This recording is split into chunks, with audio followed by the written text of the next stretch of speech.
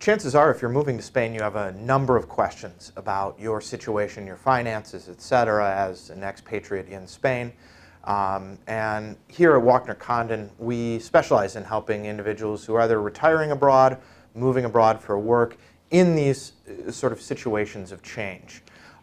Generally, in these cases, we like to remind individuals, first of all, that as an American, you're going to continue to have U.S. reporting obligations no matter what happens.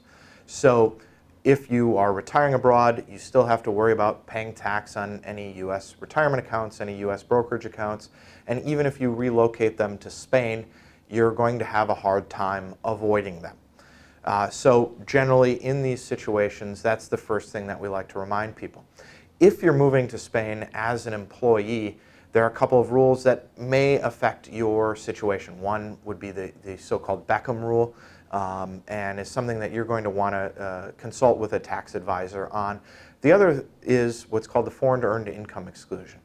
In the U.S., if you earn a certain amount of money, and it varies year by year, right now in 2021 it's about 107,000 US dollars, you'll be, you can generally, if you earn less than that in Spain, you'll be able to exempt that from your U.S. reporting obligations. You still have to file a tax return, but you won't owe any U.S. tax on that.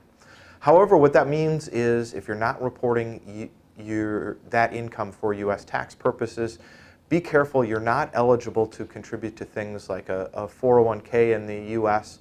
or to a Roth IRA or a traditional IRA in the U.S. because you have no U.S. sourced income. In many cases, however, if you're employed by a Spanish company, you would be able to essentially contribute to your Spanish pension plan there and get any benefits from your employer. So if your employer contributes to a Spanish pension plan, that will be protected under the U.S.-Spanish treaty. And you know, depending on the accountant, and you'll want to consult, you may have some filing obligations, but any money put into that is generally protected under U.S. terms. Now, if you're employed for a short term by a U.S. company in Spain, and each situation under the terms of the Social Security taxes and so on is ever so slightly different, but chances are if you're earning your income from your U.S. company, you'll be contributing to Social Security, and you'll probably be able to continue contributing to your U.S. 401k. That said, that does not necessarily exempt you from tax in Spain, and so you'll want to, again, talk to an accountant to make sure that you're filing and paying your taxes correctly in Spain. Most cases, if you're on this shorter term contract, your employer will help you arrange a tax accountant in Spain who will help file those situations. Chances are, in many cases, you're working in these situations for a large multinational corporation, and they have something set up to help you with that. But it's always a good idea to just make sure what your tax and filing situation is going to be like before you get to Spain, and check all of that out before you even move. So good things to talk to your HR department before you move. If you're retiring abroad, or if you're going to be saving while you're in Spain, the continuing obligations to the U.S. holds up another set of complications, which is chances are you're going to have to hold those assets in the U.S. And you're going to have to make sure that you're not buying any Spanish mutual funds or things along those lines. This also comes into account with the other kind of big thing that we help in terms of planning. So once you're there, what we're going to be helping you with is at Walkner Condon and thinking about going forward. How do you minimize tax obligations both in Spain and in the U.S.? And there are a number of ways to think about that in terms of what assets you hold, how you hold them, which U.S. accounts you hold them in. One of the complicated things about Spain is, however, their estate tax and general estate planning system.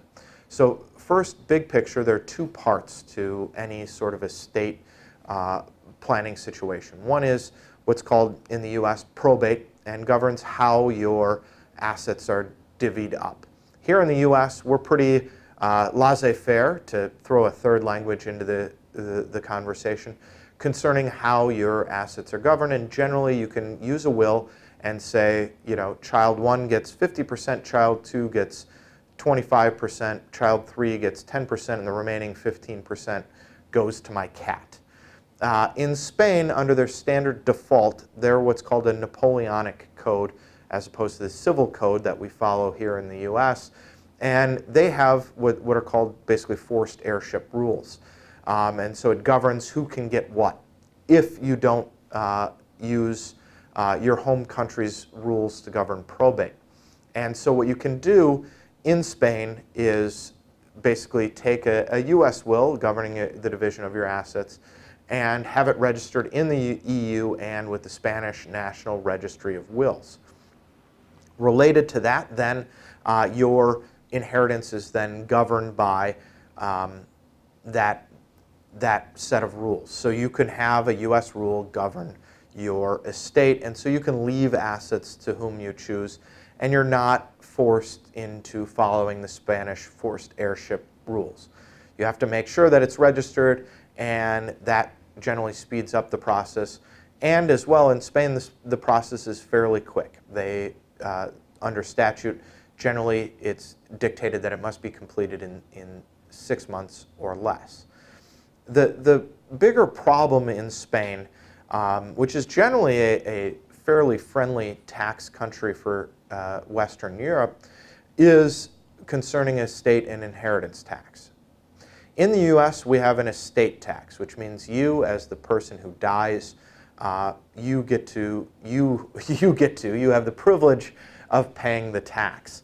In Spain, it's a tax on the person that inherits the assets. So if you're located in Spain and you possibly are inheriting assets from the United States, that can be a big problem and something that you may need to plan around and think about. Likewise, many of the trust and estate tax structures that we use in the United States don't cover and aren't useful and can actually be problematic in Spain. So if you are moving to Spain and you're in the future going to inherit assets from the United States, you do have to worry about your U.S.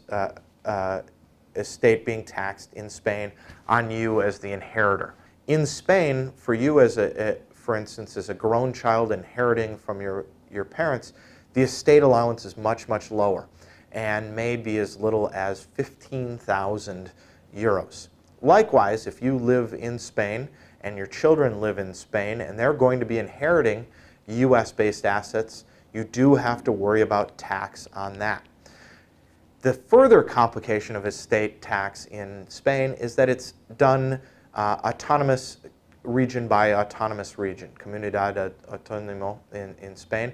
And so the rules governing property, say in Andalusia, will be different than in in Catalonia, different than in certain areas of the Basque Country. So each various area will be slightly different and is something that you have to think of when you're thinking about and talking about any estate planning that you might do.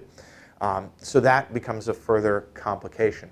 So one of the things that we frequently look at for our clients in these situations is thinking about gifting strategies, thinking about strategies for our clients in terms of how do you mitigate these taxes in terms of US-based assets such as retirement accounts and so on. So this becomes an added complication. So these are the big picture things that we communicate with our clients about in terms of what does it look like to move to Spain. And then finally, in terms of that, which accounts that you have money in and when you're retiring, should you draw from and how should you manage that as you move forward? Because those tax and estate questions will shape, in many cases, your considerations going forward. That's kind of a brief overview of some of the concerns that you might have if you're moving to Spain. But if you have more in-depth questions or concerns, and as well on our end, we can provide more detailed analysis when we have more detailed inputs, as we'll call them, more detailed picture of your finances. If you have these sorts of comments and concerns, we'd urge you to reach out to schedule an appointment with us here at Walkner Condon.